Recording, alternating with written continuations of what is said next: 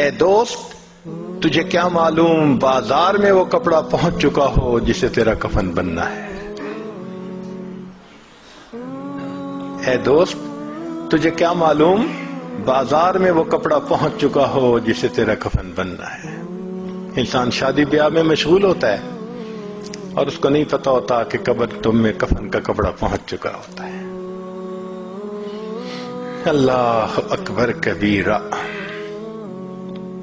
ایک آدمی کو دشمن نے قتل کیا اور نہر کے اندر ڈال دیا.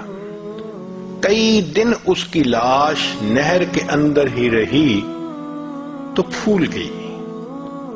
ایسی پھول گئی کہ جب اس کو نکالا گیا تو پتہ نہیں چلتا تھا کہ یہ کون ہے کون نہیں. پہچاننا مشکل تھا. یہ بھی پتہ نہیں تھا کہ کس شہر کا ہے. چنانچہ پولیس نے کاغذی کارروائی کر کے جو قریب بستی تھی اس کے عالم کو کہا کہ بھائی آخر مسلمان ہیں، آپ اس کو نہلا دیں، کفنا دیں اور دفن کر دیں، ہمیں تو اس کے وارث کا کوئی پتہ نہیں. لو جی، امام صاحب نے بستی والوں کو کہا کہ لوگوں نہلا تو میں دوں گا، میرے پاس کفن کے پیسے تو نہیں ہیں، تو کفن کے پیسے دو. دیہاتی علاقوں میں لوگوں کے پاس کھانے پینے کے لیے چیزیں تو ہوتی ہیں، سپینڈنگ کیپیسٹی نہیں ہوتی، کیش نہیں ہوتا. انہوں نے کہا مولانا اعلان کر دو مسجد میں. بستی میں اعلان ہوا، لوگوں لاوارث نعش ہے، کفن خریدنا ہے، اس کا چندہ کرو. کوئی 5 روپے لایا، کوئی 10 روپے لایا.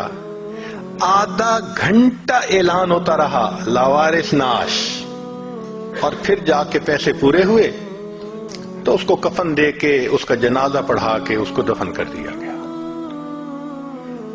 پولیس اس کی تفتیش میں تو لگی ہوئی تھی. 3 مہینے کے بعد کیس کی حقیقت کھلی تو پتہ چلا کہ وہ ایک علاقے میں ایک پورے گاؤں کا نمبردار تھا اور اس کی 4 مربع زمین تھی جس میں فروٹ کا گارڈن بنا ہوا تھا.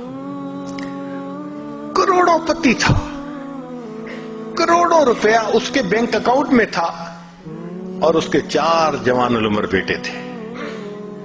4 بیٹے ہیں، کروڑوں پتی ہے، بینک میں کروڑوں روپیہ ہے، لیکن اس کو کبھی پتہ نہیں تھا جب میں مروں گا میرے کفن کے لیے آدھا گھنٹہ چندہ کیا جائے گا.